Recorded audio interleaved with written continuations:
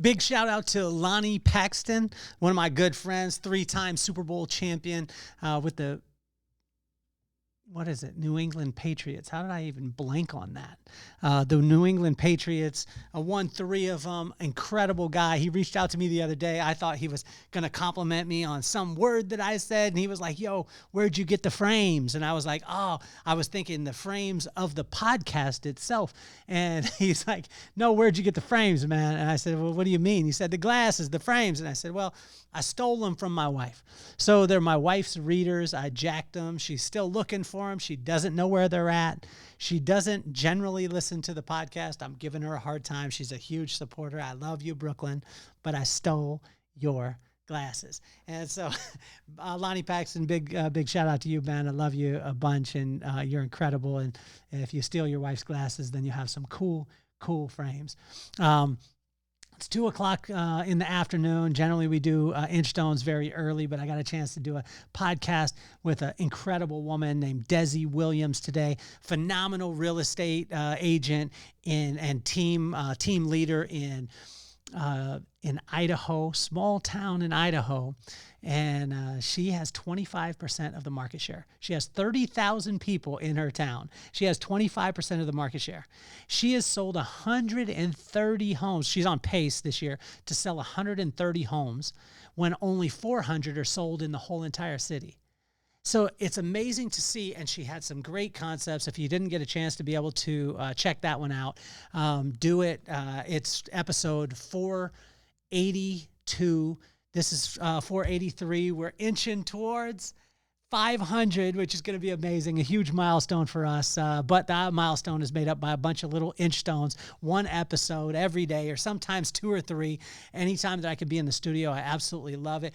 Today's message while I was walking was I just heard my mom's voice. My mom said that there was a one-word answer for anything in life.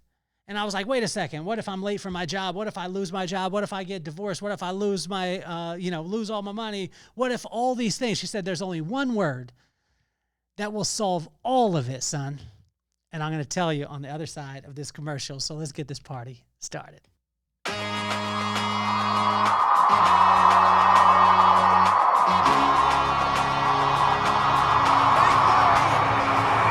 Nothing more on my mind. I got 2 shines, so every day I grind. Work in the morning, work in the evening. We's achieving, cause we believing. It's for certain, we put the work in. We ain't stopped just because it's hurting. Right before your eyes, so it's coming to no surprise. The takeover is televised. Over and over and over again. Make no mistake, we continue to win. Defeat never known, cause I will not lose. They wanna mimic my moves, but can't walk in my shoes.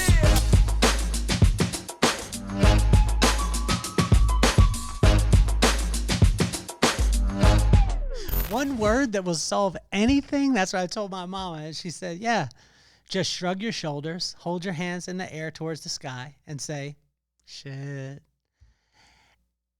She told me this when I was late for work one day. I was so distraught. I was, thinking that I was going to lose my job, all the stuff. And she just told me, it'll solve everything. Just shit. You can't do anything about it. Maybe you're supposed to be late. Shit. Maybe your company failed, or it didn't work out, or you lost a lot of money. Shit. Maybe you were supposed to have it. The relationship ended. Shit. Maybe you were supposed to meet somebody else. That one word, but you got to draw it out, because my mom would never curse, but she would use that one word and she would draw it out. Shit. So try it next time. It is the one word answer that will solve everything. As I was doing my walk this morning, I spent a little bit of time with the Lord, most of it with our little puppy Ziggy. And having a puppy or getting a puppy is probably the greatest idea that you ever have before you do it. Like, you think about your kids say to you, oh, I'll watch the dog, I'll clean up the poop, I'll do anything, just let me have this fluffy puppy. Then you get the puppy, and who takes care of it? The parents. So I was up this morning early walking Ziggy, or maybe I was carrying him. Don't judge me. But he walked around the block regardless. But the conversation I was having with the Lord, and it centered around poop, because the dog's been pooping on the floor, and I've been old school. I've been wanting to rub my dog's nose in it and things like that. And I know some of you guys are going to want to cancel me or tell me that I'm doing a bad thing. But I mean, it is that old school get off my lawn kind of scenario that I have in my head of rub the dog's face in the poop and say, no, no, no. But so this has been on my mind. And as I was walking around the neighborhood this morning, I thought about what my mama would always tell me. She would say to me, I love you more than you'll ever know, even when you have poop on your face. It was a funny thing that we used to laugh about it all the time, but I did not realize that she was laying a foundation for overwhelming, relentless, unconditional love. Because when she would say, even with poop on your face, how many times have we been in a situation, I have been, where I've had poop on my face, where I did something silly. I told you guys a while back, if you didn't hear the episode, where my son was in a playoff game in FNL. He's 12 years old, and I absolutely lost it. And I was yelling at the other coach. I was pacing the sideline. I was a complete idiot, and I still have not apologized to the other coach. I saw him this morning and I was like, should I do the right thing? And I thought, nah, not today. Maybe I'll do it tomorrow. But it's got to come. I think about the times where I messed up. I remember in Chicago having employees there and on the team members and not listening to them, but just trying to enforce what I felt. And at that time, I had poop on my face. I mean, there was times where I made decisions that cost me, hundreds of thousands, if not millions of dollars.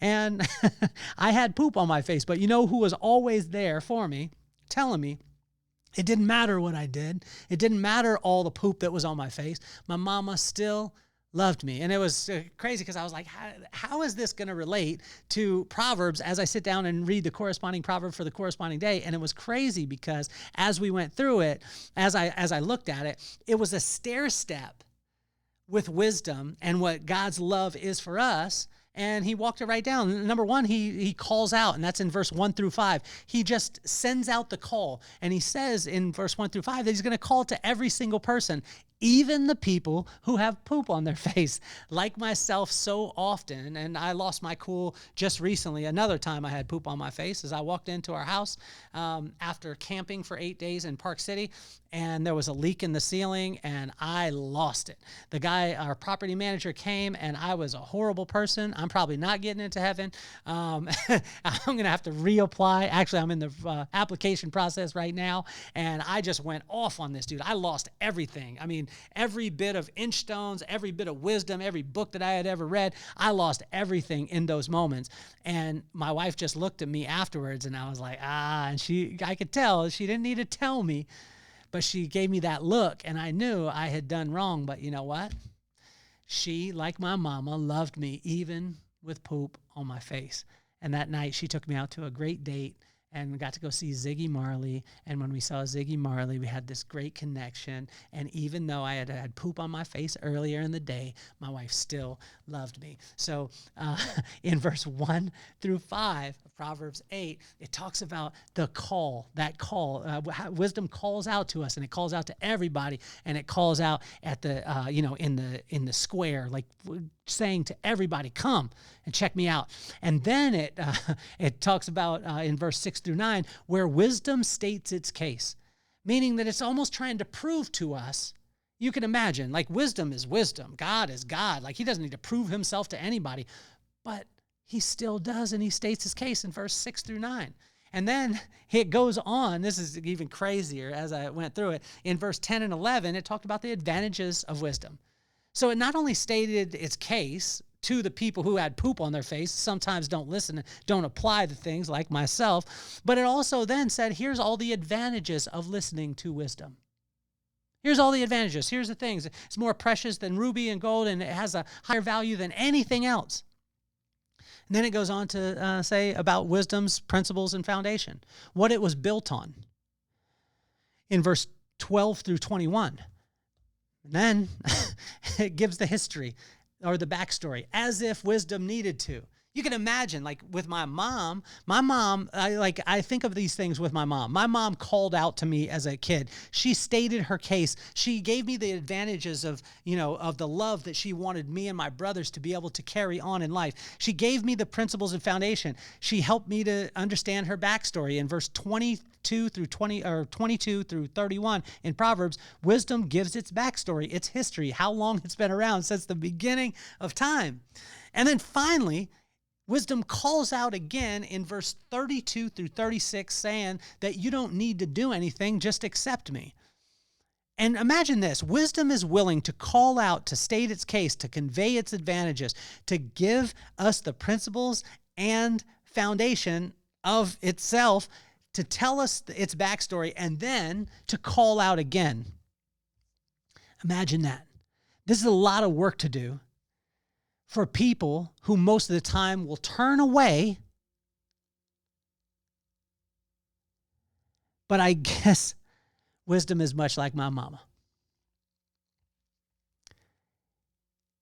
And wisdom is willing to love us, even when we have poop on our face.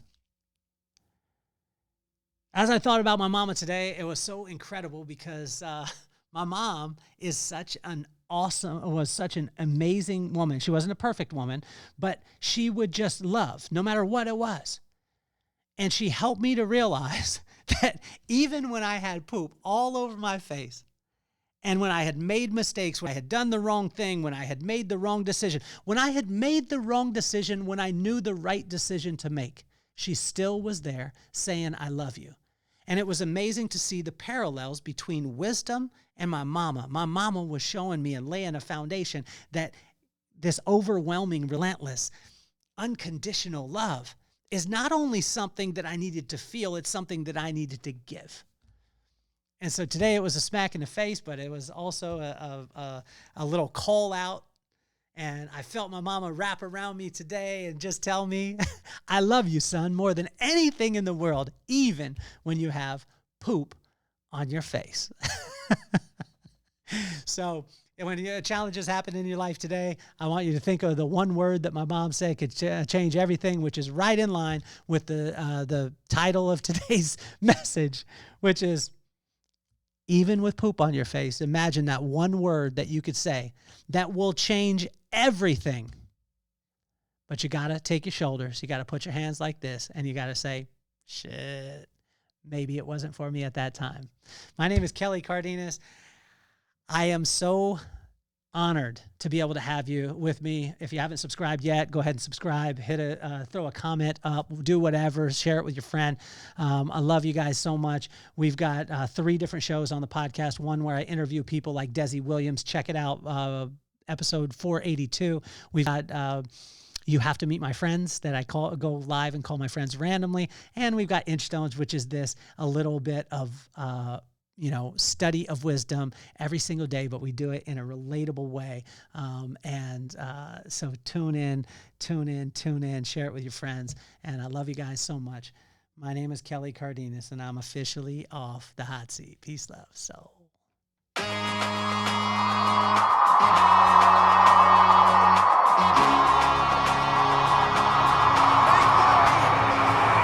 Nothing more on my mind. I got 2 shines, so every day I grind. Work in the morning, work in the evening. We's achieving, cause we